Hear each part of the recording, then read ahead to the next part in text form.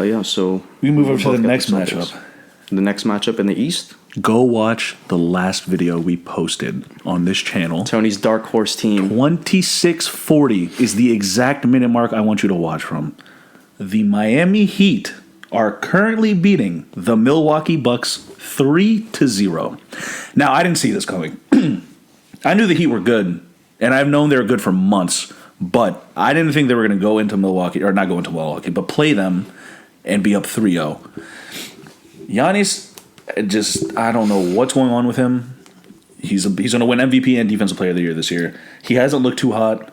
No. His supporting cast has looked god-awful. Atrocious. It's just, I don't even know where to start with them. Well, it really I already told you this, but it does remind me of last year with the Bucks and the Raptors and the way that they're defending Yanni. Mm-hmm. And he kind of, I think it's that they're kind of building a wall in front of him. That's what I was actually going to hit on.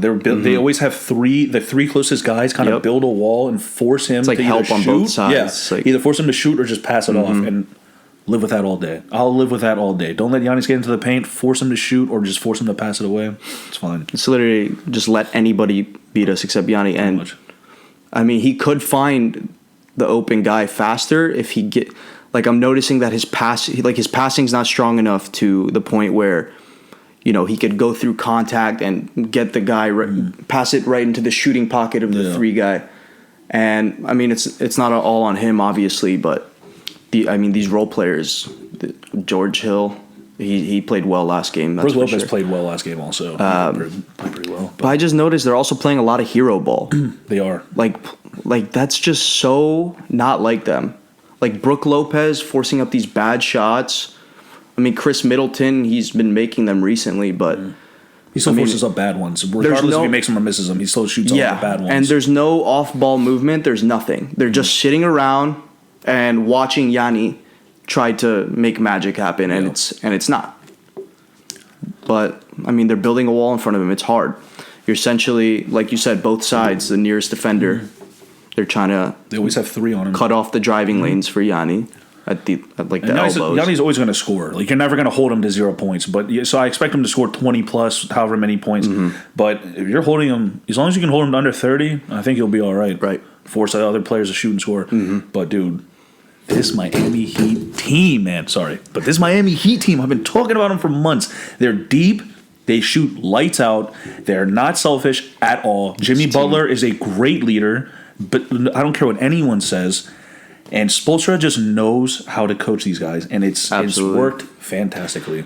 Yeah, their strategy for defending that Bucks team has been awesome. But you also have to have the personnel for it, obviously, to defend a guy like Antetokounmpo. Like, I mean, Jimmy Butler is a great defender. Bam Adebayo is phenomenal. Iggy's been playing well defensively. Iggy defensively, yeah, absolutely. Duncan Robinson's been pretty solid on defense too. Right. Yeah, man, this is. I mean, I hate to say it, but it's over for the Bucks this year. I don't hate to say it.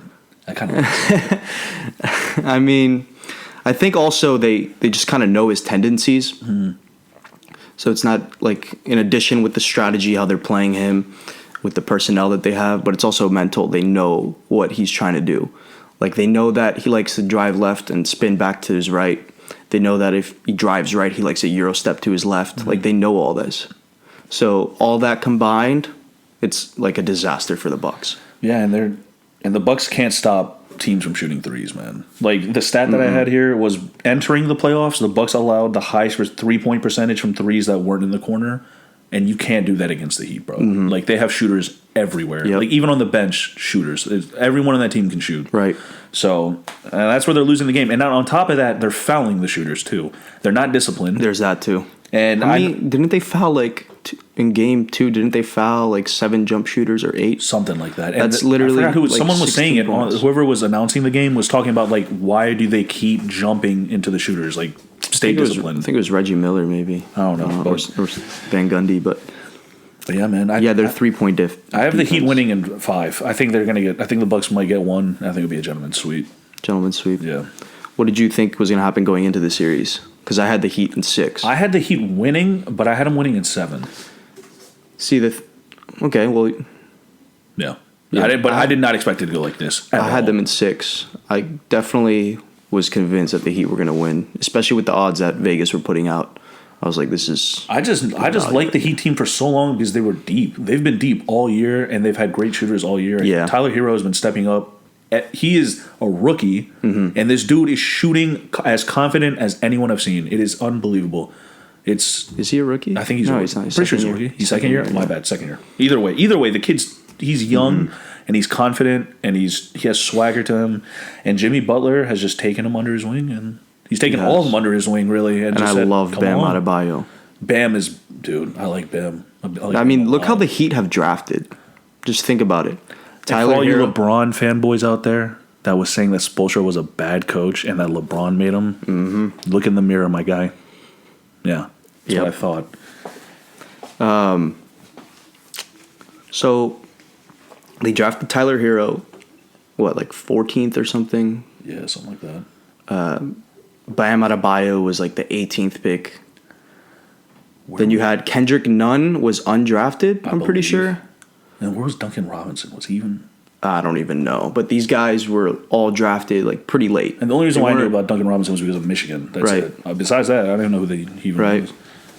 But yeah, that's they've been doing really well, and Spoelstra can coach, dude. And you know who has been really disappointing as a coach is Budenholzer. He doesn't make any adjustments. Nothing.